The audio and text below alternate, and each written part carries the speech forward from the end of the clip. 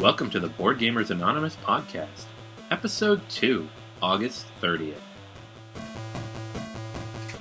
Welcome to Board Gamers Anonymous, a podcast about gamers and the insane fun we have at the table together. This week, we're looking at Krosmaster Arena, the recently released miniature combat game from Japanime Games. We're also talking about Chronicle, the first game from Love Letter creator Seiji Kanai, as well as Dixit and others. Plus, Chris wins big at the Ticket to Ride tournament. This is Anthony. Hi, I'm Chris. This is Kim. And this is Dan. All right, guys, welcome to the show. This is our second episode, so obviously we were not completely turned off by the first one, and hopefully you were not either. We're going to start off this week. As I mentioned in the introduction, Chris won a tournament this weekend at the Great Ticket to Ride. I'm sure you've all played. Yes, at our local and fun and friendly game store, Myriad Games on Staten Island, New York. We do a monthly tournament.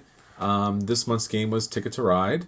And unlike the past three tournaments, which were Love Letter, King of Tokyo, and Dixit, I don't own Ticket to Ride. I've barely played Ticket to Ride, so that gave me the competitive edge. That does seem to be how it works. I've done very well in these tournaments, and I don't own any of the games. So, so we all really are angry at Anthony. Yeah. The last one, Dixit, I had not actually played before. So, he won first place. Yeah. On the Dixit game. I kind of own Dixit and all its expansions, which did not help at all.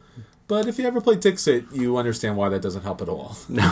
So it's kind of like he was the Karate Kid of Dixit. Yeah. You got crane kicked. That's right. I should have noticed that during the game when he stood on the table with his leg up in the air. Hey, what's going on, man? I have a secret. Yeah. So not to humble brag, but this last week, Chris, he did take the crown on Ticket to Ride. And if you're wondering how a Ticket to Ride tournament goes, it was just 3 games because that game can go long, and that would not have worked. Sure. So.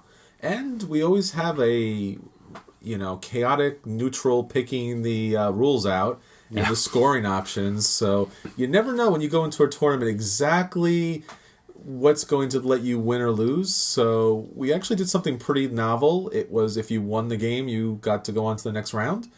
Yeah. Previous games were kind of picked out of a hat, how you won or lost.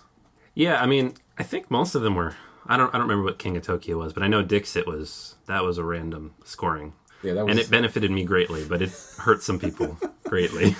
So yeah, I won 2 out of the 3 games for Dixit and didn't make it to the final round. I got second in the third round. I'm like, I'm in the finals. No, not so much. Yeah.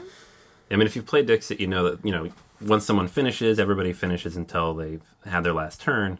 So technically you can get more than 30 points, and that is how people reach the finals. It's racking up like 40 points, I think. Which I don't know, and I guess our listeners will correct us. I don't know if that's actually the way the game ends. I think whoever hits 30 first, just that's how the game ends. Yeah, there was some conversation before the tournament about which way it was supposed to go. It worked to my benefit, so I'm not complaining. No, you won it, and that was great. And I think best of all, our friend Earl, who did not want to play at all at Dixit and wanted to play Agricola quite badly, was dragged into the tournament and ended up having to play the final game. So we all got to laugh as he was struggling, suffering through Dixit. And what did he come in? Second, third place? Second, yeah. Second place. So, then we got to bother him about winning the prize. So yeah. Good times were had everywhere. Yeah, it's like, I hate this game. Then stop winning. Yeah. So, tournaments, fun times. If you're on Staten Island, we have these once a month. And when we know when the next one is, we will tell you. Yeah, usually they're at the last Sunday of the month. They're open to everybody, so feel free to drop down. We'll definitely teach you how to play the games. I think we're looking at 7 Wonders for the next tournament. Yeah, that should be fun. It's a $5 entry fee. So yeah, and 7 Wonders is a good game, so we'll get a lot of people to play, hopefully. Yeah, 7 Wonders is one of my favorites because I have no idea what I'm doing in that game, and the last 3 games I played, I came in either first or second place. So I feel like that newbie beginner luck is the way to go. I don't plan out on trying to get any type of victory. I'm just like, oh, this thing looks good. Let me get these resources. Let me build up this army. Next thing I know, at the end of the game, I have 71 points. Everyone else around me has like 40. So that's always pretty good. So you're going to be that guy next time. I'm hoping so. We can just rotate amongst us. So, and being that I own Seven Wonders and all the expansions, I will definitely not make the last table again. It's not going to go well for you. No. If you're lucky, you might get the Dan Simmons prize, which is you come in exactly one place under what you need to go into the finals. I did that every tournament before that. So I was like always like, oh, we take the top 4. You're number 5 again and again and again. Despite winning, I won Love Letter a couple of games too, but I didn't make that time. Yeah, that one was a tough one though. That seemed like random luck. It's Love Letter. Yeah, I know. What's really bad about that is if you lose the game, it's in your head until the day you die. Oh God. All right, guys. We don't have a lot of news, but we wanted to start talking about some new Kickstarter games. As kind of a new segment on the show, which I guess will kind of roll into the news because Kickstarters are timely. They're short. Usually it's 30, 60 days. Yeah. And if you're getting into board games or if you're a longtime fan, Kickstarter is really the new wave. You're seeing more and more games showing up at Kickstarter before they ever show up at a con or at a store. Yeah, it's kind of nice because generally when you find out about a product, it's usually about like a month or two before the product comes out. And Kickstarter gives you an idea of, okay, this is going to be out in 6 months, and these are going to be like the expansions that are coming out 3 months spaced apart from the release of that. It gives you like a huge window to find out more about. Yeah, and also when you help kickstart a game, you usually get like unique dice or like these specialty cards that have different art. Like it's all different from whatever you get. Yeah, they're stretch goals. So for the same price you would get that game in retail, you're getting either better art, more components, upgraded components, bonus features. So it's a pretty nice deal. But at the same time, you have to really study carefully the different goals because some of those items, if they reach their goals, will be in the game when it releases. Some of those things are just Kickstarter related and won't be in there. So you have to really read through the fine print. That is true. Yeah, and there's the risk factor. I mean, there's that paragraph at the bottom of every Kickstarter, and not even all games, but literally every Kickstarter. It basically says, you're investing. You're putting your money here at your own risk. You can't guarantee delivery, and sometimes it doesn't work out. So, if you're following, I think it was maybe 3-4 months ago they started to fall apart. But I think the Kickstarter ended last fall. The Doom that came to Atlantic City. And this was a Kickstarter. The guy raised, I don't know, like $120,000. It was some ridiculous amount of money. It's a Cthulhu board game, so people came out of the woodwork for it. And it looked good. I mean, it looked like a solid game, but the guy, I don't know if he just didn't have enough business sense or if he didn't know what to do or if he literally just mishandled the money, which it sounds like might have been part of it. But the money was gone, and he kind of popped on there, I think, in June and said, we don't have any money anymore. So yeah, the thing about Kickstarter, if you've never been on the webpage, is it's basically crowdsourced funding. So originally the idea was created to, if you had a project, if you had something you wanted to create, something you wanted to build, something you wanted to sell as a product, a dance performance, theater, something for the community, people would be able to donate to the project. Kickstarter would take a small portion of that, and it would allow things that would normally not be able to get funded to be funded and provided to the public. So there have been those small projects, but this was obviously a very big one that failed, and mostly because he just literally took the money and ran or moved. Yeah, that's one thing too. It's the one suggestion I'll give everyone is if you're gonna back a project, like I just backed my first project, Magnum Opus, today actually, and by the time you guys hear this, that Kickstarter will be over. It's got about 80 minutes left, but basically it's powered by Game Salute. And all the Game Salute backings have followed through on production on every call. You should definitely look into the developer and the publisher on the project, see if they have any other successful Kickstarters or if they have a series of failed Kickstarters, see what their involvement with the community is.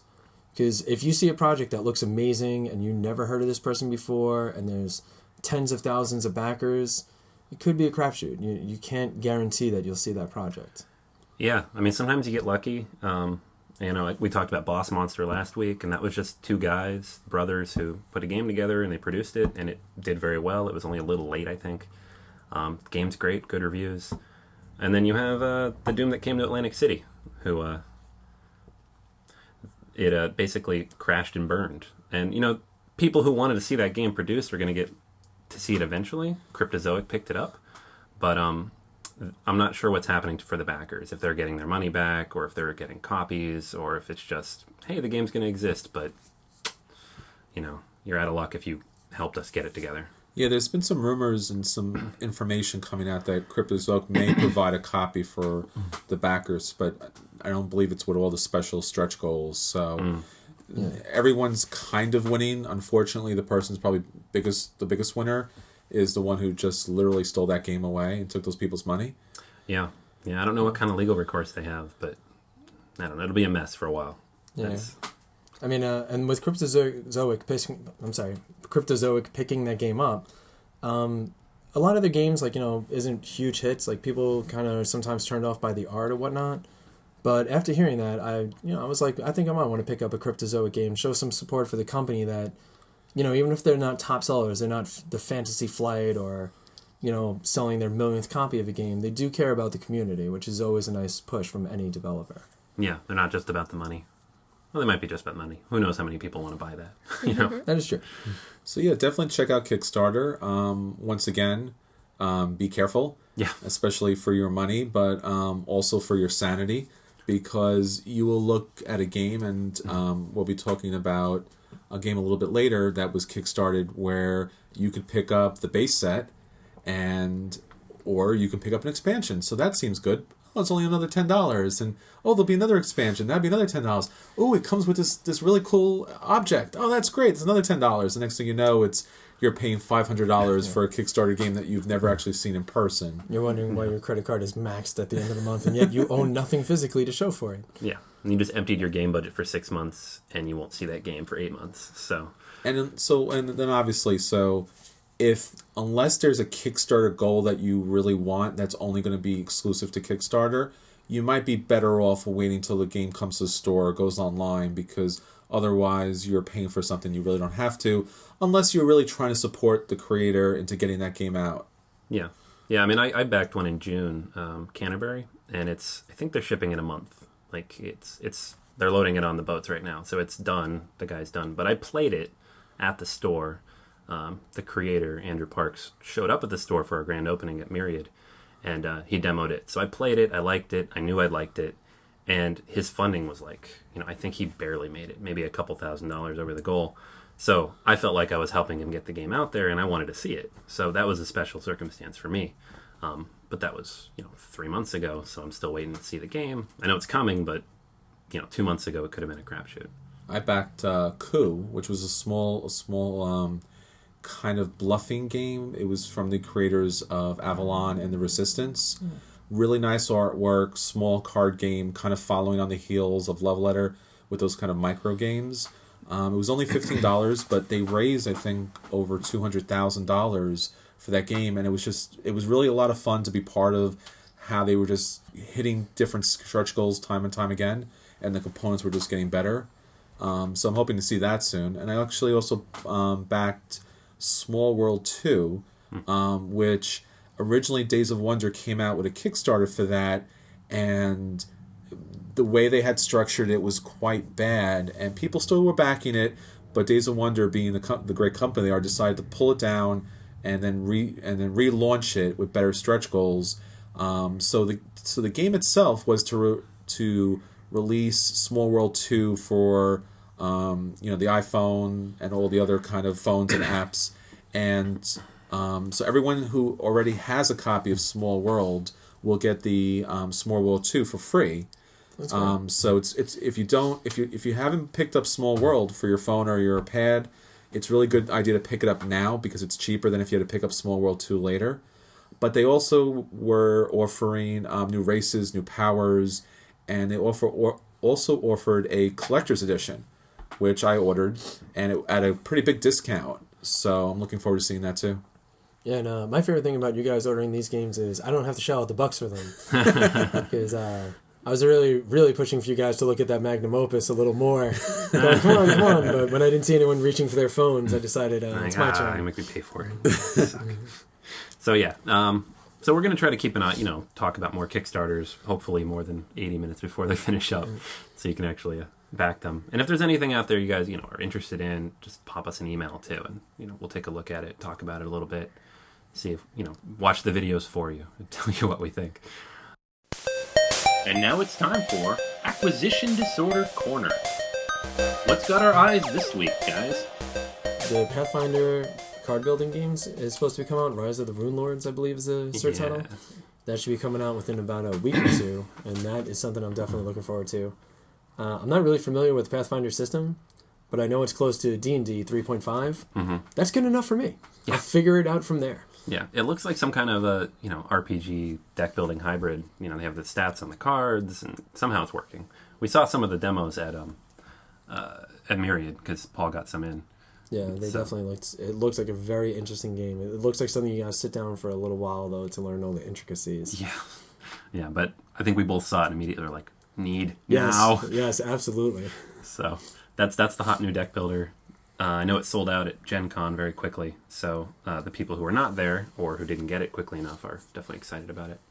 And one other thing that I got my eye on is at Plaid Hat Games, they have the dice for each of the Summoner Wars factions. And Anthony's the one that brought this to my attention. Sorry. Yeah, and they're roughly $6.95 or $7.95, I believe, for a set of 5 dice for each faction, or for about $22, you can get 1 dice of every faction. And that looks like something I might do, just to have that little unique one that stands out when playing that side. Yeah. If you've played the app on the iPad, it's, how when you roll a 6, the symbol pops up? It's the same thing. Those are the dice you're getting. Yeah. And what's nice, though, is they have, it's by Chessex. It has, that same marble finish and everything, so they do look very nice. It gives a nice variety. Like the Phoenix Elves, it's, all orange and red, and Swamp Orcs are gray and green, so I do like the color schematics a lot for those dice. And what's the price on those dice? I think it's either $20.95 or $21.95. It's under $22. I remember being able to justify it for the one of each. Yeah, so that's not too bad. You're paying about $1 a die, which they're special though.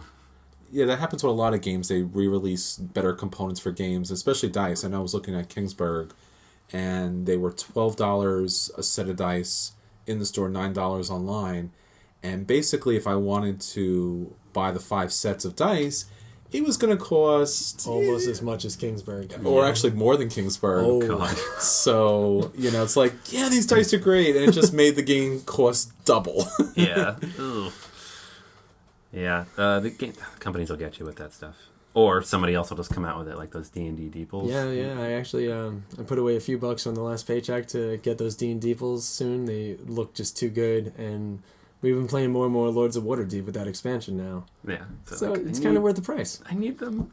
Plus, one other thing is one of the components in the Scoundrels at Skullport is the corruption markers are shaped like skulls. Yeah. They're not just blue cubes. So it's silly to not have other shaped cubes to go with the game. I mean, it makes those stand out. You feel like you got something wrong. Yeah. It's thematically, it's just broken now. Pretty much. The game is incomplete. I'm really ruining the experience for everyone if I don't get the D&D Deeples, is how I feel. And, I like to be a generous host. I think so, yeah.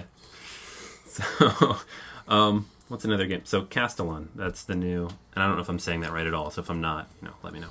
But it's the new Steve Jackson game, and it's been on the counter at Myriad for a week now. Yeah, Paul opened it up, thankfully, and as a kid, if you ever played Dots, where you took the piece of paper and you just made a box of different dots, and then you and your friend went and connected lines until you made boxes, and then whoever closed the box got that section. That's basically what we're looking here. But the components are wonderful. They're really high quality gray walls, and then you have little kind of towers, red or blue towers to go in between to call that your section. Mm-hmm. Plays pretty quickly, about a half hour to 45 minutes. And definitely looking to pick that up.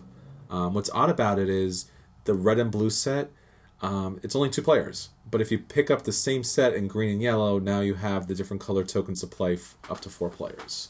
Yeah. They they realized that more than 2 people would want to play, and so but you have to buy 2 sets. So. Now, the castle that you build with this, is it big enough that you can lay siege to it with the D&D miniatures? You could fit some D&D deeples on there. Okay, so that's not too bad. It's I'm something. sensing a video in the near future.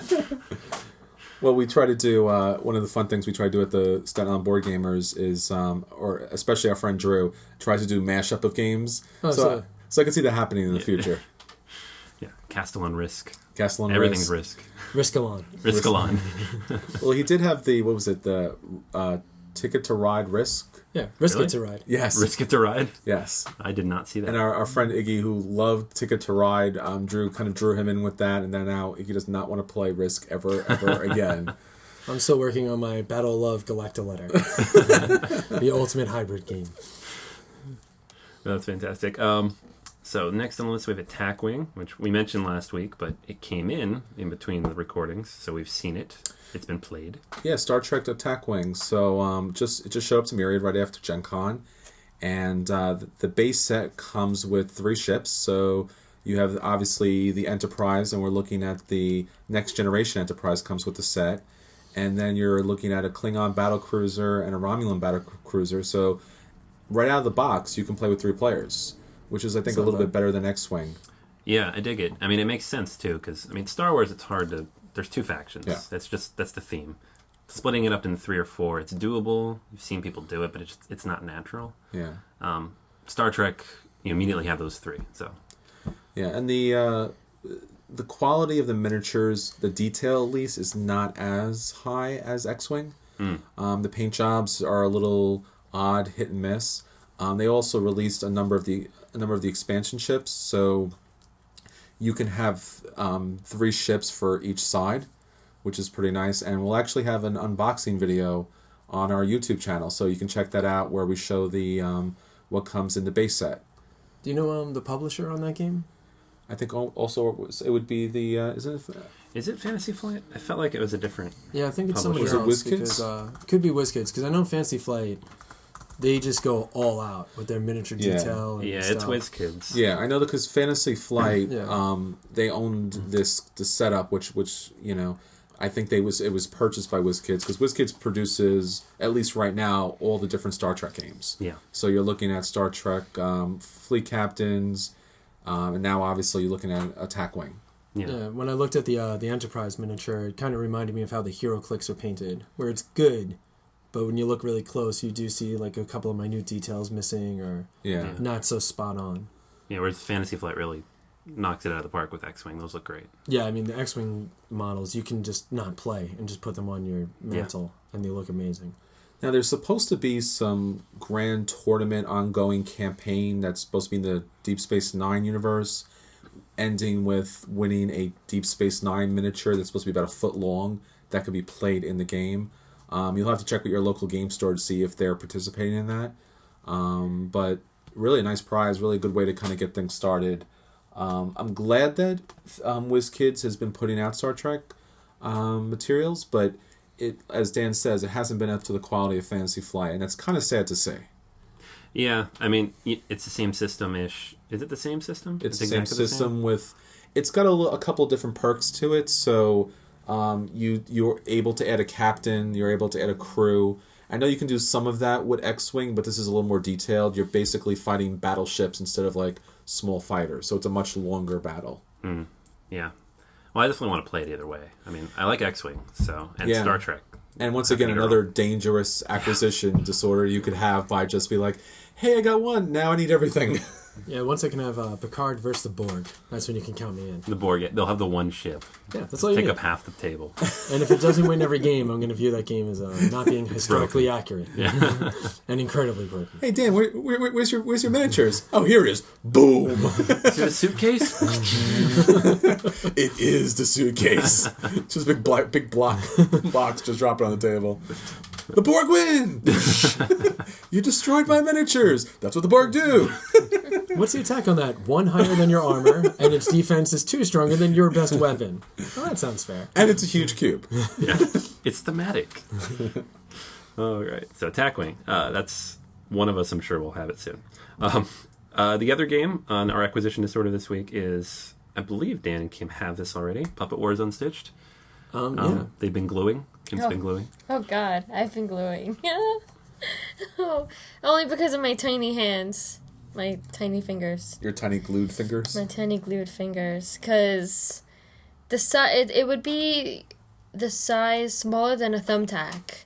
Some pieces, and just like I had to do a sheriff's badge on the waist of some guy, and he was like kind of leaned over. So getting that in there was just rough.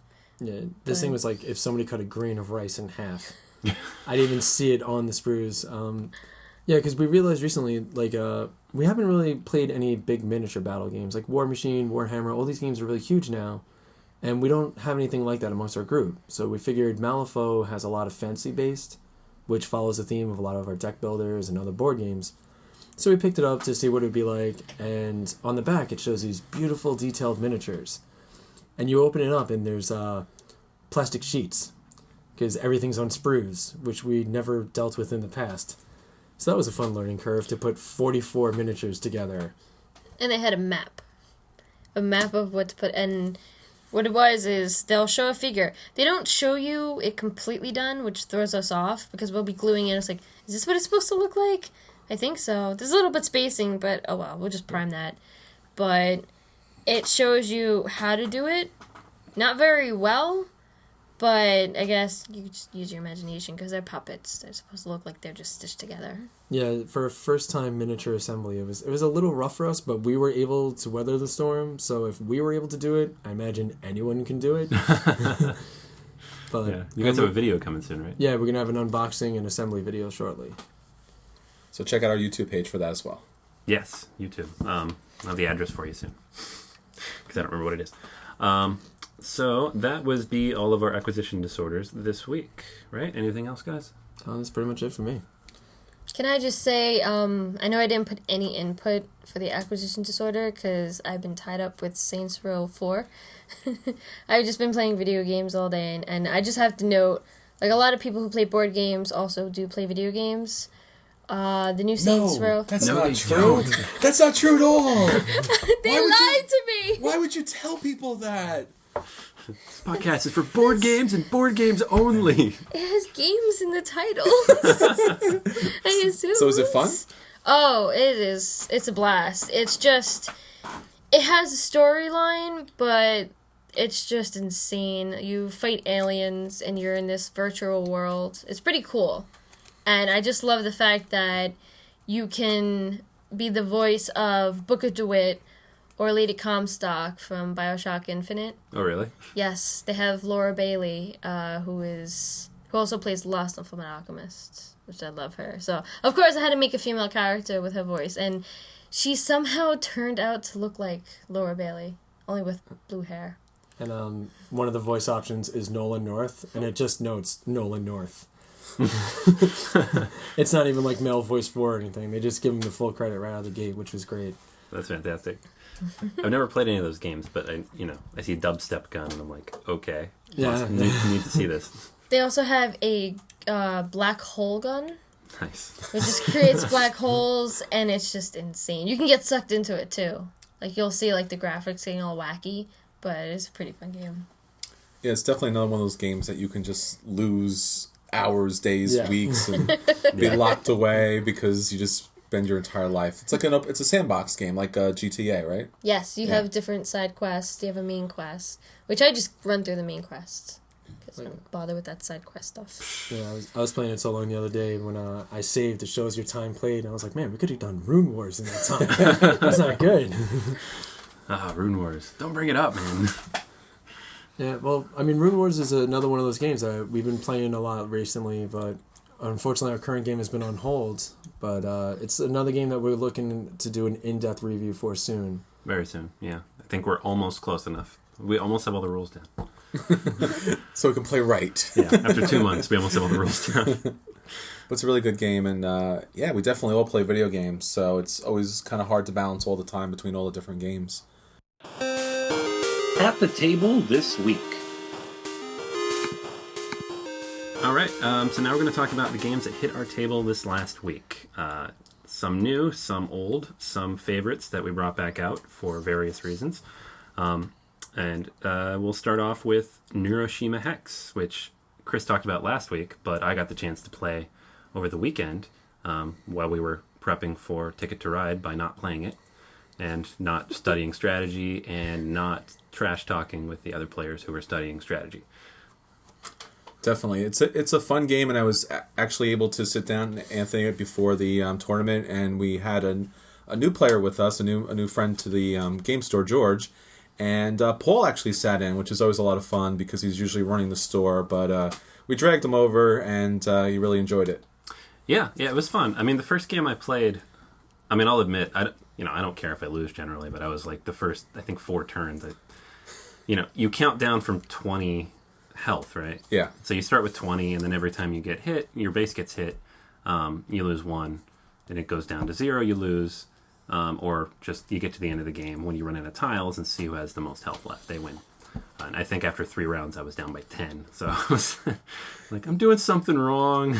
Well, it's a challenging game because the board, you have your board on the board map. There's a big hex, and you're just placing little hexes on it. So you're randomly drawing the hexes to place on there. So you might get something good that turn that you can play. You might not get anything really good at that time. So a lot of randomness to that game, and it's really, there's some strategy to it, but it's almost better you just get lucky what you pick up.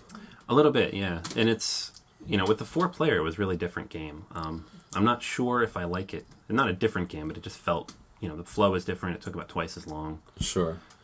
You definitely could overanalyze, where you're going to position the pieces. Usually it's just target the other person's base with your little hex that has the arrow facing that. But it was good to see the different factions. I like that.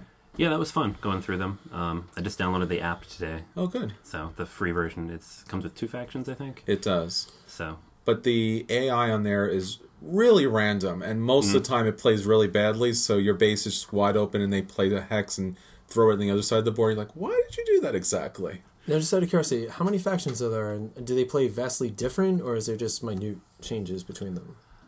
Was there 6? I think there's 6. There are expansions. One is the Dancer, and there's a couple of small, tiny expansions. Each race has a different strength to it. So one race I believe we played was heavy melee, so it had to be very close to the other hexes. Anthony played a race. You played the red race, right? Red, the Moloch. Yeah. They were basically entrench themselves and shoot from distance, and you just leave more units on the board. Like, you don't die a lot, but so at some point I think I had like 8 units out on the board after a round, which is pretty rare, and then just was like pinging people from across the... Yeah, so other than the fact of like some have some more special tokens where they can attack, some have more tokens where they can move pieces. As Anthony said, his was more range, mine was more close, and then the other expansions have different tiles that do special moves. Is the board as big as like Small Worlds is? Because you talk about like the hex. No, it's a very small board. I mean, Very does small. it does encourage battle, so you can't kind of move your pieces kind of off the side and kind of build up there. Yeah, it has like, it's a very small hex in the middle. I don't know how many squares it is, maybe 30. But there's 2 borders outside of that, so it's like a red one and then a further black one. And we thought playing 4 that we'd do the full board, but you still do the small one. I don't know what the red border was for. There was some optional missions and different things scenarios. you could do, scenarios you can do. We didn't get to dive into the complete games, so I got to play one quick 2-player game, and Anthony got 1 2-player, and then we all played a 4-player game. So there's actually, it turns out there's also a rich history. This game, the characters and the races actually are part of a Polish RPG game that's very popular. Nice. And Neuroshima Hex is actually coming out with their version 3.0. So there will be upgraded components with that as well. Yeah, it's a fun game. I wasn't sure what I thought at first, but it's a lot like, I have a lot of 2-player games because my wife and I play at home a lot. So, I think recently probably the game that it reminds me of the most is the Duke. Kind of that you're pulling random tiles and you have to figure out what the best way to do with them. And so I don't know that I would buy it necessarily because I have that, but I would definitely play it. So, which actually brings me to the rating system that we're going to try to use. Is just so you guys have an idea of what we actually think of the games, even if we sound like we don't like it or do. We're going to try to break it down by own it, play it, dodge it, or burn it. And then at the very top end, if it's a game that we feel you should go buy this exact moment, we'll call it addictive, which there are a couple that fit the bill. So it'll come up. So in this case, I would say play it. I don't know that I would buy it, but I would definitely play it again if it came out. Yeah, I would play it. I wouldn't buy it just because the artwork isn't for me, and there really isn't enough to the game other than the random tile pull. So it's something nice to play while you're waiting for other games, but I wouldn't personally spend my money on this. How about Kim, Dan? Would you guys pick this up? Hearing about it, it sounds a little bit like Small World, and I've had bad experiences with Small Worlds. So I'm probably going to have to say I'm going to dodge this one. I'd be interested in playing it. I just got one question. When you play it on the iPad or iPhone, I know when I play Summoner Wars, I always feel that when I roll a 1 when I'm attacking, I'm like, I would never roll a 1 on that die. Do you feel that with the app, like when you get a tile that's bad, you're like, oh, the computer's just sticking it to me? Or when you physically play and you actually pick out that bad tile, do you feel like, well, that was me choosing that bad luck, not... like... I don't know that I've had... I mean, I know what you're talking about, the Summoner Wars. You get like 4 1s in a row, and you're like, there's no way! Yeah, I mean, I've seen it happen in the game with dice, like 6 times in a row, but in the iPad, I'm like, you're cheating me! So, you bad random generator, you! Well, the game, the game for the iOS is... The AI, once in a while, does a couple of really smart moves, but most of the time it's completely drunk and belligerent and just randomly throws tiles down. You do have a card, at least when you play the game, in front of you that shows what tiles you have to pull, honestly, this game really needs a bag because you're really keeping 30 or so odd kind of tiles right next to a little tiny board. So I don't know why they needed to just throw them all over the place, but it's something to play. But definitely, I guess we're just generally not a buy for this. No. But if we went to Myriad tomorrow and like, what do you want to do? 2-player game? I'd pull it off the shelf. Yeah, sounds good. Play it. It's fun. All right. So the other game that we played recently that our friend Andrew brought back from Gen Con is Chronicle. And this is the first game that Seiji Kanai created, the guy behind Love Letter, which everybody's playing fanatically right now, at least at our store. So I think all of us kind of experienced this for the first time last week, so I thought it'd be a good time we can go over it. We can start with Chris. Yeah, if you've ever seen the Japanese version of Love Letter, the art is extremely similar. It's definitely the same type of artwork. It's a trick-taking game, so if you've ever played Hearts or Spades, these would be very familiar to you. Each card does have a special ability on it, so not only are you following the suit or breaking the suit if you don't have the card, that's a little bit of Hearts and Spades talk, but your cards have special abilities. So when you play your card, you're able to play the special ability if you're following a suit. So basically you'll have a special objective that comes out before the game starts, and it'll say whoever has the most green cards at the end of the round wins that round and wins a point of fame. So you will try to hopefully play the highest, green card that you have, or I think the number 3 card makes it now the lowest one wins. But there's a lot of randomness to this game. There are wild cards that are in the box. So you can pull a wild card that changes the game. You can pull a card that's evil, and now you can't collect points. So it's definitely an interesting game. Very colorful, very light, very quick, but very random too. Yeah, what I like about it is each color has the same 10 cards of that suit, I guess you can say. So even though there's 36 cards in the box, I believe, you'll learn the initial 10 pretty quick after playing a few hands. So you'll start to know and pace out when to play what card. So it has a nice feel for that. And what's good is, say like everyone's playing red and you don't have any red cards, that's a good chance for you to put down a blue card face down, which won't trigger the card's power. So any of the detrimental cards, where if it's, say, the round is the goal to have the least amount of blue cards, gives you a great chance to start burning away those cards and slipping them on your opponents, as opposed to being forced to play bad card after bad card. And the wild cards really do throw some wild surprises in there. Like one of them just removes every card that was just played from the game. So when you know someone's trying to slam you, you just get rid of all of it. It gets removed from the game. You don't have to worry about it for the rest of the round. It's a pretty fun game. It's very interesting and it does play quick. What would we play, like, twice? Yeah, we played about 2 games. 2 full rounds. Because I didn't quite get it the first time. And the second time, I kind of got into it, but I don't know, I'm not really a big player of, like, hearts and, like, solitaire and all that. I felt it was, like, more that type of game, like, just had to match cards. To me, it felt a little bit like Uno, where, like, you put down the color, and you can't play any other color, but you can if you flip it over. So it was, like, a little confusing, but, yeah, I don't know if I'd play it again. It was a little confusing for me.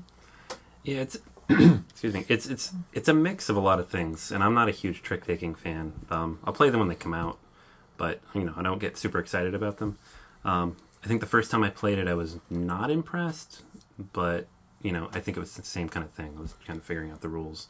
And the second time, maybe had a little more fun, but also I think we've played with a lot of people. Sure. And it sounds like the experience with less people is a little different. Like you get more interaction. Yeah, there's more rounds. More access to the cards. Like you have a bigger hand, so you get to pace yourself a little more. Because one of the things is the round ends when somebody's hand is emptied. So if you have 5 cards left, those automatically become part of your scoring area. Mm-hmm. So in a 3-player game, when you have 11, 12 cards, it's a little easier to keep pace of who's ditching which cards when they're lowering their hand. You're playing 6 players and everyone only has 6 cards. Somebody plays something that gets them discard from their hand, another card that reduces from their hand. It's going to be over in 2 rounds and you'll never see it coming. Yeah. So... yeah, and that's my major criticism about the game. At least we played with a large group. It went really too quick. You play maybe 3 cards from your hand, maybe 4 if you're lucky, and that round is over. Mm-hmm. And that's not a lot because you play 1 card, it goes around, someone stops it. You play 1 card, it goes around, someone stops it. Maybe 1 more, and then they stop it, and that's it. So you're really not doing a lot other than playing that 1 card. Yeah, and it felt like the special abilities kind of dictated how each round would go. Like, rarely did a full round go, and the high card of that color won the hand. It was usually like someone flipped it with the 3, or someone used a special ability like the king, or someone wiped it with the dragon. It's not... which is fine, because once you learn the strategy, it works great. But, I don't know. I don't know if I quite played it enough yet to give a full opinion. At this point, I would say somewhere between play it and dodge it. Probably want to play it again before, I'm sure. Yeah, I think I'm the same way. If I had to, I'd play it again, but there are a lot of better games out there, especially for that short time, so I'd probably dodge it right now. You guys keep taking my answers. I was going to say play it, dodge it, in between, but now I can't because I feel like I'm just... No, it's a consensus. It's good. Let's probably not. I actually wouldn't mind playing again. I do like a bit of like chaos elements in games. So the variety, I had 1 hand where I had all 6 wild cards, 1 game. And you just feel like a king. But one thing I will say that's a bonus of the game is it's a $10 price tag. And it's a very small box. So the worst case scenario, if you end up picking it up and you're not super happy with it, it's not like you dropped $50 in 6 hours to find out this isn't for you. But yeah, I would say definitely give it a try. Yeah, and it's unique. It's definitely unique if you're looking for a unique trick taker. That's a Z-Man game, right? Yeah. Correct. Okay. All right, guys. What about Dixit? We played this a lot last month because it was our tournament game. And obviously that's the only time I've ever played it. But oh, yeah. I saw it. It was a friend Stevie got it. And when he brought it out, I just looked at the artwork and I was like, yeah, I gotta play this. Something that looks nice and pretty. Like, the artwork just really sold me on it. And it's a good party game, too. It's a really good game that you get, 6 players, 6 of your friends. And you can even, well, can you tell us how the game works, Chris? Yeah. Dixit's a really simple game. If you've ever played Apples to Apples, basically what you're doing is one person is a storyteller, and they pick a card from their hand, and it has an illustration on it. And completely the opposite of Summoner Wars, Dixit has some really amazing, beautiful, abstract art that you really want to. Each card, especially the expansion Journey, the arts you really want to put it in a frame, and put it on the wall. I got a hate, man. I got a hate. Yeah. Well, look, What is this? Look, all right, hold on a second. You played once, you won. Don't ever play again, sir. You've had enough. All I know is, man, I went through all those Dixie cards. I didn't see one Swamp Orb, so I don't know how you can say that art is Well, great. it's abstract, some of the art, so you have to look for the swamp bar. So you're telling me the bunny at the gate is really a Swamp Orb? Is that A little bit. So so the storyteller will pick a card from their hand, not to show it to anybody, but will say a word, phrase, song, hum, dance, whatever they want to do to give a clue about the card, and then everyone else will take a card in their hand that they feel closely matches that clue, and they'll all mix that into a pile with the storyteller's card, and then when they're face up, everyone will pick and hopefully try to pick the storyteller's card. Now, if the storyteller did a good job, well, let's say if they did too good of a job and everyone picks it, they don't get any points and everyone else gets points. If the storyteller was way too vague and no one picks their card, the storyteller gets no points and everyone else gets points. So what the storyteller wants to do is try to get at least one person to guess their card, and then they will get points, and that person who got it will get points. And it's really simple, and that's pretty much it as far as the gameplay goes. And it helps when you play with close friends.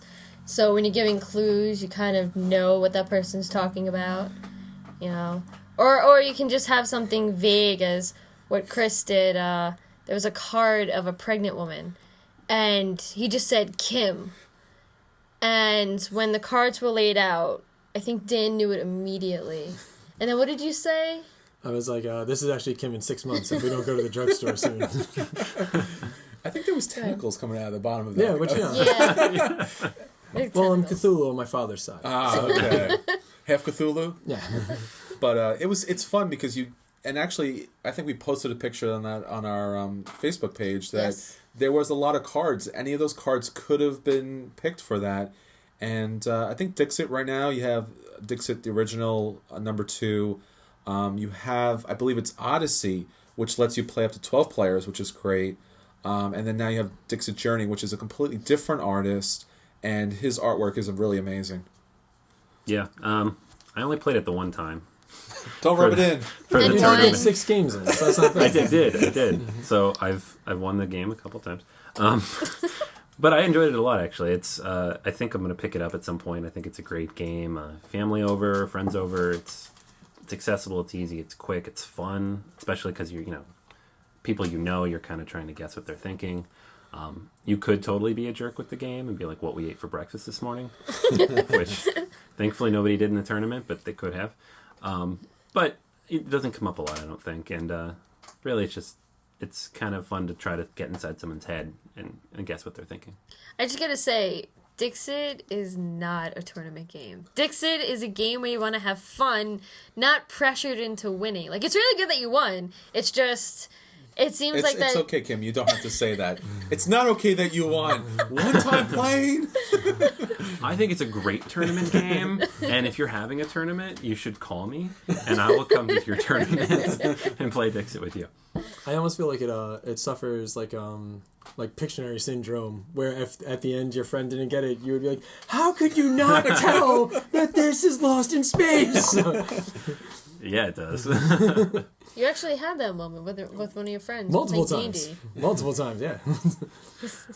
All right, guys. What do you think? Well, for me, I own this game, and I own all the expansions, so it's not just a buy, it's completely addictive. If you're looking for a game that you can play with the entire family, or if you're looking for a party game that you will kind of, you can play again and again, it has great replayability because it's just art. And especially the earlier versions of it, it has more abstract art. So people love it, play it everywhere, and it's a good game. But as Kim said, definitely not a tournament game. So this is addictive. Be careful because you're going to want to own all the cards. Yes, this is definitely an addictive game, and Dan knows that as soon as I played it, I was like, can we play again? And then can we play against that? And then after that, because it's the artwork just brings it in. And especially the little meeples of rabbits that you have. Yeah, it's a little bit of an homage to Alice in Wonderland, like you're following the white rabbit down the rabbit hole to this abstract kind of beautiful artwork. And the cards are big. We should mention that. They're very large cards. These are not standard playing cards. So you really get a good picture there. Yeah, so it is addictive, and I would actually like to play it again. Yeah, I'm going to say definitely buy it. If you just have like people over for party games, it's a nice alternative compared to the usuals. It's something different. It's very beautiful. You might want to invest in getting an expansion with it, because if you play a 6-player game, you will see those cards cycle a little more often than you want to. So that'll help break up the monotony of, oh look, it's the tunnel again. So it's a good idea. If you're playing more than 3 or 4 players, you might want to pick up an expansion with it. But I would say it's a definite buy game. What helps though with the cards is also when you put in a blind card. Remember we did that a couple times? Yeah, if you're playing smaller tables, if you're only playing 3 people, when you play a card, you'll know which one is yours. So you have a 50-50 chance of guessing which card is played by the host. So what you do is you'll put blind cards in from the pile. So this way it's a nice little random factor. Yeah, I would definitely, especially for the abstract factor, you can pick up the first Dixit. But if you're going to pick up anyone, I would say jump right ahead and pick up Dixit Journey. The artwork isn't as abstract, so the gameplay does suffer a little bit, but the artwork is amazing, and it's definitely something. It really challenges your imagination to find something to come up with again and again. Yeah. I'm going to say buy it. I don't own it yet, but I will eventually. I think it'd be fun. And I also think you should put money down on it, because that's the only way to play.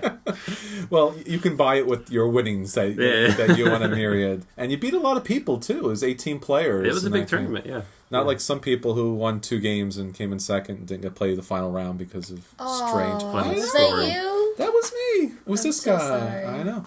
But, as we said, one of the rules for tournaments, if you want to win, don't own the game. I'm set on 7 Wonders. I'm set. I don't want to play with you now. You just win too much. I think I've played it too many times, though. I don't know. Yeah. It's definitely...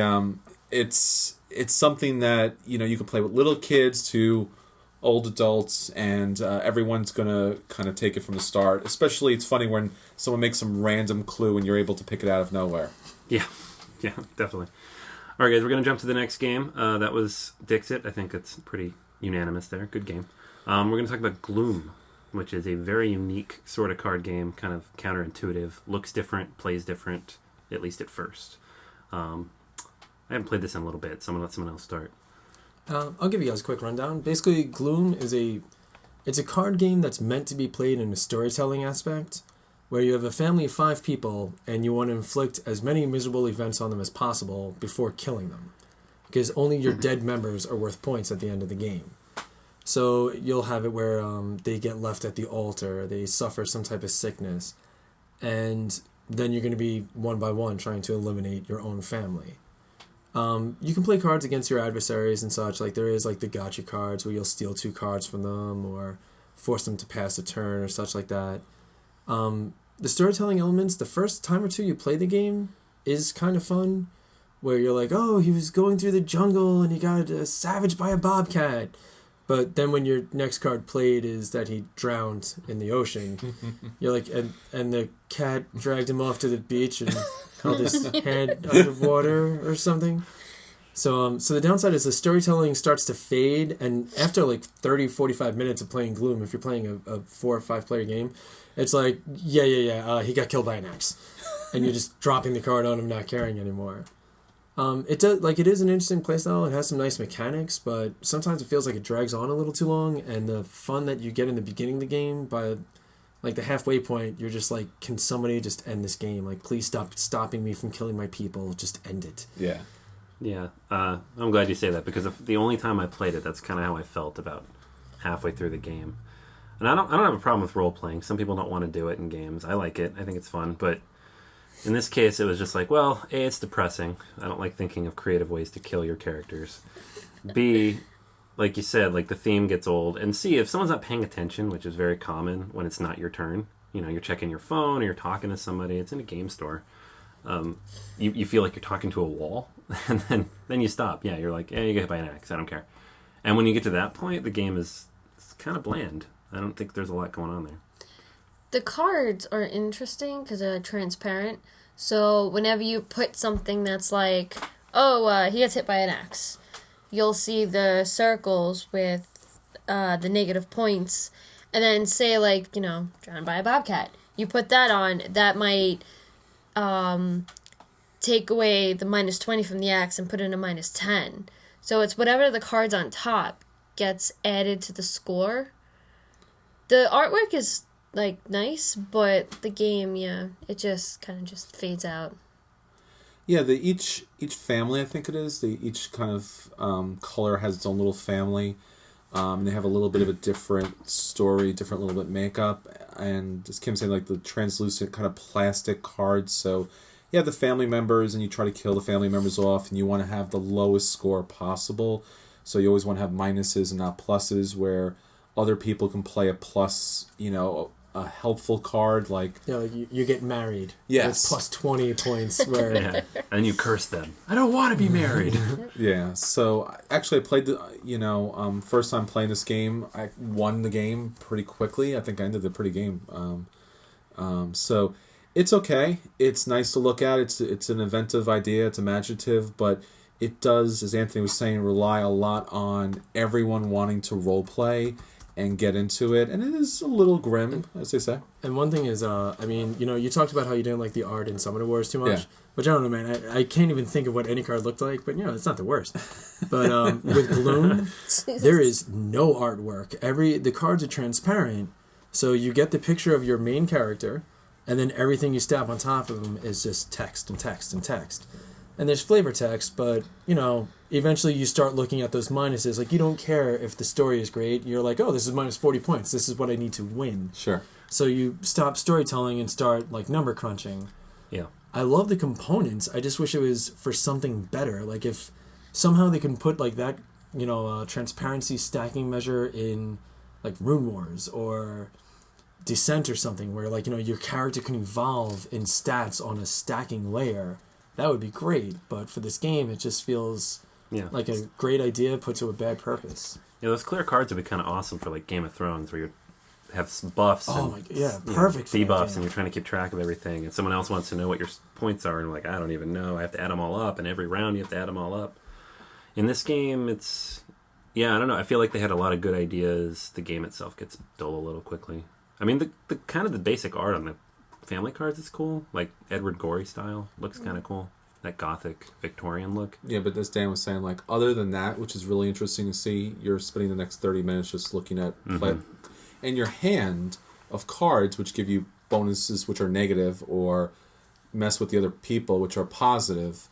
You're just looking at basically a bunch of clear cards with a little symbol or a little number on it. I think what made the game a little bit more interesting, even though it's like a little thing, because I'm just all about how it looks, is if the card that you put on top of the family member changes the face. So if he was attacked by somebody, you seem like kind of bruised up or something, or like, if they got married, they'll like just put on like a veil and stuff like that. Like if they had stuff like that, maybe it'd be a little more interesting. Some type of art, just something to see when you're playing. Yeah, that would have been great. I would like to see that, Kim. Yeah, something to spice it up. All right, guys, so what do you think overall? For me, I mean, when we're at the game store and somebody pulls this out, I'm probably not just thinking dodge. I'm thinking burning this, because I really don't want to see this come out. I think it just ends up being a disappointing game. I know they have multiple expansions. They have a Cthulhu expansion to it too. But I'd rather not see it anywhere near the table, so we can play much more fun games with better components. Yeah, I'm going to say burn it too. Even though we own it, because I just had to get it because of the way it looked. But after playing it, I kind of regret it. I'm sorry, Dan. Yeah, it's one of the few purchases I regret. I would say play it one time so you can be like, yeah, Gloom, I know that game, and then just burn it. And since the cards are plastic, you get a nice little melty pile. Maybe Gas yourself. You can become part of the game. Yeah, it's pretty good. And that would be how all the family members meet their end. Yeah. And they were all melted. To a ball of wax. Yeah, I don't know if I'd quite burn it, but I'm definitely on the dodge side of things. I played it once. I'd probably play it again if it came out, but I definitely wouldn't buy it. Probably wouldn't want to play it after that. So that is Gloom. It's gloomy. All right, guys. So that's everything that was at our table this week. Next up, we're going to have a more thorough review of a brand new game that you're probably watching and wondering if it's worth the huge investment on. It's called Krosmaster Arena. And now for the feature review. Krosmaster Arena. So Dan and Kim have this game. They purchased it and have opened it and played it, and they're going to tell us all about it. All right. It's a miniature combat game. Goes from 2 to 4 players, and it has 8 characters in the box. They vary from different styles. Like you can have some that are more equipped with range. Others are more like up close punching. There are ones that can summon creatures next to you, and then you can move those as single characters. Each character has 3 stats. You got movement, HP, and AP. AP is action points. That's what you use to attack, or when you're playing the base game, you pick up coins. And those coins, you can buy more special abilities that will either give you plus HP, AP, or it will give you more damage you can do. Basically what you do is you have this board, and it's like a grid. And you only move adjacent. So like Summoner Wars, you move either backwards or sideways and forwards. You can't move diagonally. You can use diagonally for line of sight, but when you do a range attack, you have to count adjacent. Now I know sometimes people get confused with adjacent, it's like next to them, so if you're diagonal, it's adjacent, but that's not the case with this. So, we did a 2-player game. So with the 2-player game, what you do is you pick 4 characters. You can either draft them, pick them randomly, or if you have any favorites, you guys can compromise and pick, okay, I want this one, and you can have this one, but I want this one. And then you create a timeline. So the first player, whoever who wants to go first, what you do is, with your timeline, you go all in one shot. So all the 4 characters you pick, the first one in the beginning of your timeline goes first, and then the second person goes, and then the third. Same thing with the second player. They also have the timeline, and then they go in turn. Also, when you begin the game, what you do is you roll 2 dice. And it's a tension roll. So if you guys got the same symbol on the dice, you have to give up these GG tokens. What do they call them? Gallons of glory. Gallons of glory. Yeah. The gallons of glory. If you lose all your gallons of glory, that's it. The game is done. What are some of the symbols on the dice? You're using a basic 6-sided dice. You have a magnet that is used to help grapple. Whenever you're adjacent to somebody and they try to run away, your character actually has a chance to just grab them, keeping them put. To counteract that, there is a boot for dodging, where when somebody does successfully grapple you, you have to roll one of those to escape. There is a burst symbol that is used for critical hits, where when you attack, you would roll that, and every time you get a critical symbol, you're doing +1 damage. There's the shield symbol, which you need to block. And then one other dice side is both the boot and the burst symbol to increase your chances of critical. And then there's the wild symbol that allows you to choose any side of the dice as its function for result. And that's that S shape that almost looks that like emblem Superman. Almost. Yeah. So how a turn goes is the first player that you pick. So we have an example here, Queen of the Tofus. So say Queen of the Tofus go first. She has 4 MP. Now, I forgot to mention this before, I'm sorry. MP is movement. So that's how much you spend to move your character. So she has 4 MP. Now, the good thing about this game, it's not a move and then attack or attack and then move. You can move, attack, and then move again. That way, if you want to get close to a character, an opponent, you can attack them and then move away as a retreat. That way, if their movement is less than yours, they won't be able to hit you. So, you have the movement, and each one has different spells. For Queen of the Tofus, there's a Dan to Tofu, which is a range attack, and it costs 3 AP. Any AP that is left at the end, say you have like 2 AP left, and there's no spell that costs 2 AP, you lose it immediately. You can't spend it to something else or add it to your next turn. And what you do is you roll the dice, and like Dan said, if you get a burst symbol or, was it a boot? The boots to escape grapples. Oh, so it's just the burst. The burst symbol helps on the attacks. Yes, and also if you get an S, you can change that into a burst symbol. With the range attacks, they'll tell you it could be either from 1 to 3, 2 to 3, or like 3 to 8. One of the characters that I think is Beast is Bill Tell. He has a range from 3 to 8, and it's called Plague Arrows. But he also has this additional spell that does +3 max range. So you can shoot somebody from 11 squares away. But the only thing is, you can't have any trees in the path of line of sight. Bushes you can see, obviously. But if you have trees, crates, or if there's another character, you can't shoot that through that character. Even if it's like a little summon token.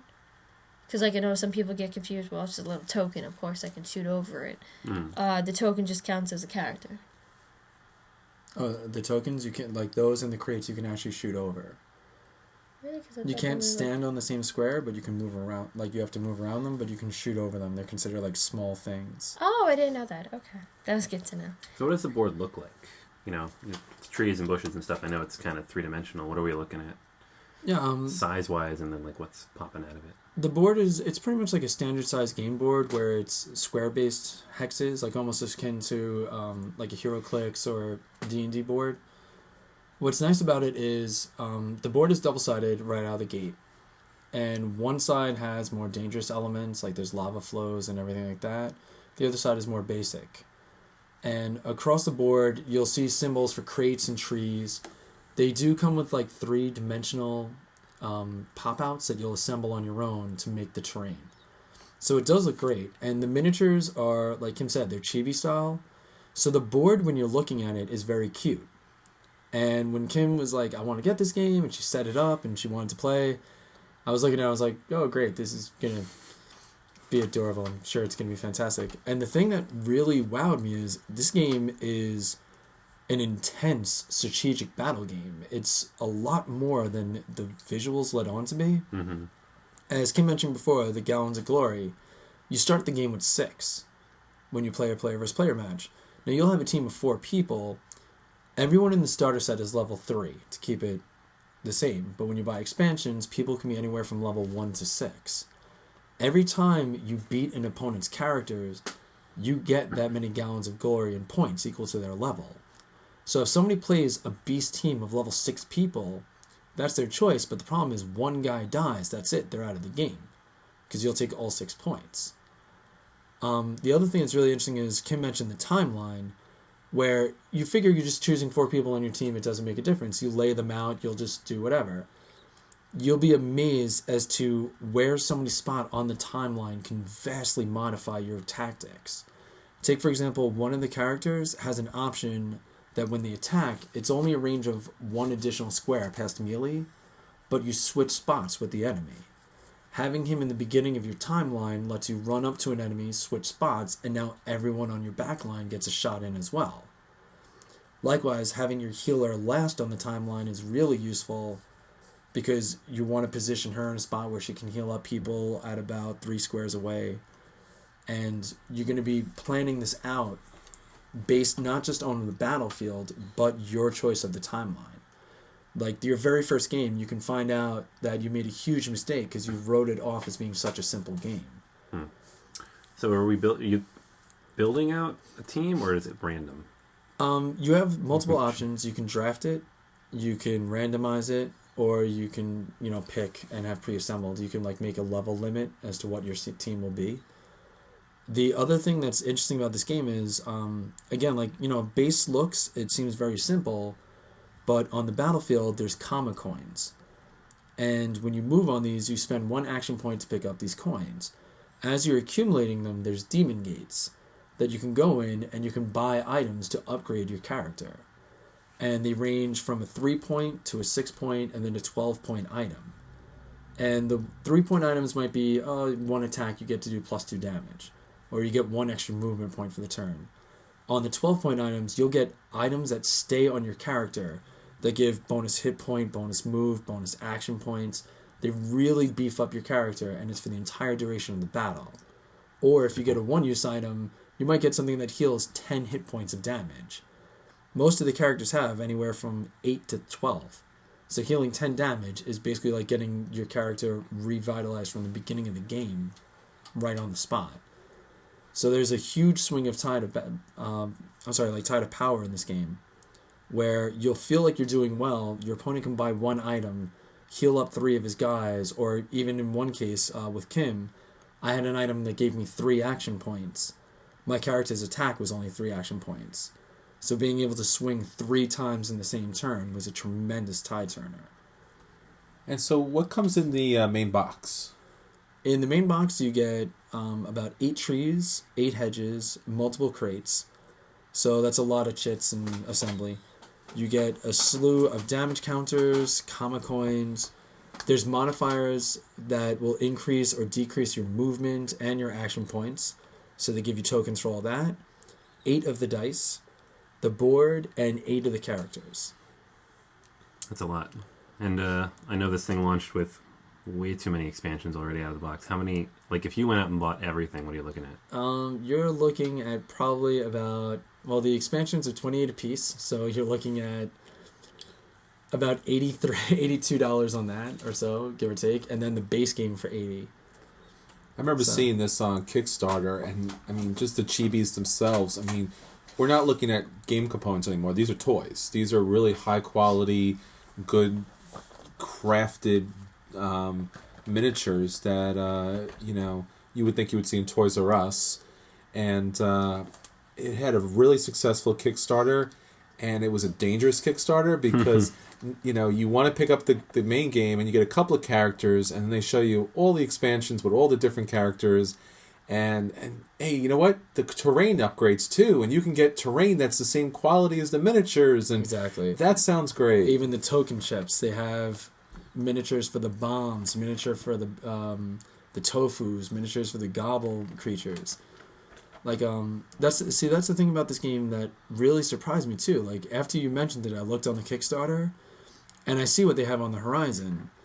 The only thing that is kind of a hindrance to me, I guess you can say, is that you can only play so many of them at the same time. So just like how Magic players generally find their color or their style and they just look to get cards for that deck. Sure. I can see this as a game where if you play with multiple people, you can be like, hey, how about we each just chip in $8, buy that expansion, I get dibs on the Fire Knight, you get the Water Knight, he'll take this character. Things like that. Yeah. Like you don't need all of them at once. No, I think you need all of them at once. That can happen too. It definitely, it has to feel like you want to have them all at once. I think if you did purchase everything on Kickstarter, it was $500. And that came with all of the upgrades, and it's really high quality. The card artwork is beautiful. The card stock seems a little thin, which is kind of surprising considering how well crafted the miniatures are. But it's beautiful artwork, really cute. Looks definitely fun to play. One thing I'll also note is one thing that was enjoyable about this is the instruction booklet itself actually has maps for you to play on for tutorials. And I'm going to definitely recommend that people play through those tutorials. When Kim and I played our first full game against each other, I only played 2 of the tutorials, so I was like, oh, I got this. How hard can it be? Yeah. Then you find out things like the symbols on the attacks.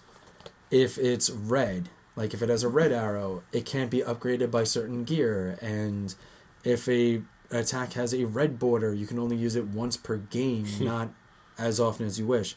That based on how terrain works, if you stand on top of crates, you get enhanced vision and view. And the range of your spells with range go up by 1, but melee never modifies by these numbers. Like I said, it's almost kind of like when you look at this game, you can think about it as like my first miniature tactical game, as opposed to cutesy Chivets. This is going to be fun and adorable game. And when Kim and I played, I felt bad because I felt like that, that cutthroat moment where one of our guys got a little close, and I did that bait and switch attack where basically you're going to swap spots with your opponent, and then she just got swarmed. There was nowhere for her to go. And I felt really bad about it until I got those gallons of glory points, and then I didn't feel so bad anymore because like now I'm winning. This is okay. The game reminds me a little bit. I don't know if you played the video game League of Legends. So Slightly, yeah. It comes from Warcraft 3 had a mod which was Defense of the Ancients, or Dota as it's also known. So you have these really interesting, cute characters on this small forest board, and looks really cute, looks really innocent, and you play, and it's highly tactical, and it has that kind of feel to it too. Yeah, definitely. It looks like the kind of game that you could definitely like accidentally stumble into if it wasn't for the price. Like, oh, this looks cute, and you're like, ooh. Yeah, and I mean, it's definitely selling a lot faster than anticipated. The price is $79.99 retail. You'll find it cheaper online, but the expansions are $28 retail. They were selling for $20 online, and all the sites have them back to $28 because they just can't keep them on the shelves. This game is flying quick, so it is definitely gaining a lot of popularity. It's really unique. I mean, it kind of reminds me, not directly, 'cause, I mean, I haven't played this one, but like the style, kind of accessibility, like Super Dungeon Fighter or Super Dungeon Explorer. That's right. And But you don't have to glue these pieces together. no, that's what I'm thinking. Yeah, like Yeah. these are just, you can put these on your shelf when you're not playing it and just Exactly. have them there as a... And the fact that they're fully assembled, painted, they do a lot of reskinning. You'll look at some of the miniatures, like in one expansion pack alone, the Fire Knight and the Water Knight, they're the exact same miniature, just different colors. It's Yeah, they kind of are. a little dissuading, but I mean, there's some of them have minute differences where it's like I'm the exact same guy, but I have a different mask, or I'm holding a different teddy bear, or whatever it may be. Yeah, I was disappointed to see that. It seems like they put so much effort into the game. Maybe 1 or 2 you can deal with a Ryu and a Ken, but it seemed like a lot of reskinning for a game at this expense. This game has Ryu, Ken, Dan, Akuma. Yeah. The different uniforms for each of those guys. Yeah. Very good. So, well, I mean, obviously you like it, but how was that first game? You guys play once? Or? We played one full game. One full game. So. And the tutorials. How'd you like it? I liked it a lot. It's definitely a must-own, but it's one of those games where you have to save up to play because you're going to be dropping a lot of money on it. Who was your favorite character that you got to use so far in the game? I didn't get to use her. I want to use the Pixie, but you picked her because she has healing. Lola Healy? Any strategy tips for playing the game? From your one game? I would definitely say try to choose one person that you can get a few rounds of this game in with. Because the first game, somebody will probably get demolished. And they won't fully understand why. So use the same characters and just change your timeline. Mm-hmm. And just look into exploring a little more about maybe the first game you didn't really buy any items. Focus on getting those coins and buying those items. Try out a couple of different tactics because it does have that really deep level that you cannot anticipate looking at it. Yeah. How long is each game? Our game is like about an hour, I would say, our full game. That's not too bad. Yeah, and once you get the hang of it, it can easily be a 45-minute game, and it might become almost like a 2-hour game if you're both incredibly good and chess playing it, where you're strategically moving 4 turns in advance as to where you want to end up for endgame. All right. So, positive. We like this game. Oh, absolutely. It sounds like something I want to play. It just came out a couple weeks ago. You guys just picked it up. You played it once. I saw it on the shelf. It looked great, but Yeah, you definitely want to check out Kim's unboxing of this game on our YouTube channel. So check out... yeah. If you want to take a look at what's in the box, you heard everything described, but you really have to see it. Like, this is not typical game components. These guys went way above and beyond. I'm still I'm looking here at one of these expansion packs, and these things look just amazing. So it's, I could see people just buying these off the shelf, not realizing they're for a game. Yeah, like I these said, are nice toys. And like I mentioned, the Kickstarter, what was funny was you did see they had to constantly open new levels because people were buying out all the components that quickly. Wow. So yeah, check out Kim's video. Pick up the game when you can afford it. Definitely try out the tutorials and stuff before you dump all the money on it. But this is, if you like those kind of miniature games, it sounds like, Yeah.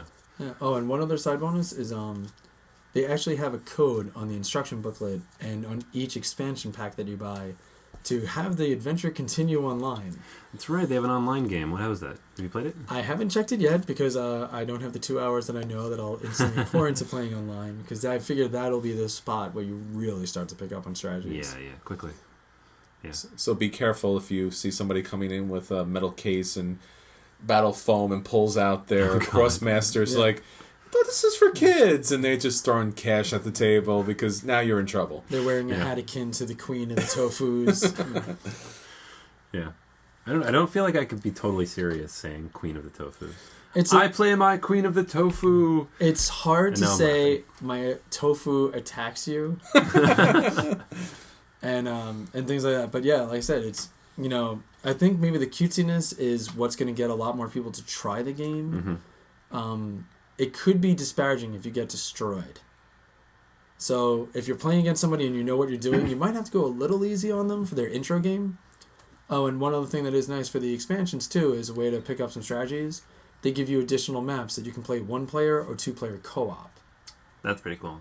Good learning method. Exactly, and it gives you some difficulty challenges to try to not just beat the board, but try to beat it with these additional objectives. So it's pretty fun for that alone. It's nice to be able to work together instead of just constantly pounding on each other and trying to get victory. Awesome. All right, there you have it. Krosmaster Arena is brand new. It's out. If you are on Staten Island, stop by your local Myriad and see if they have a copy in.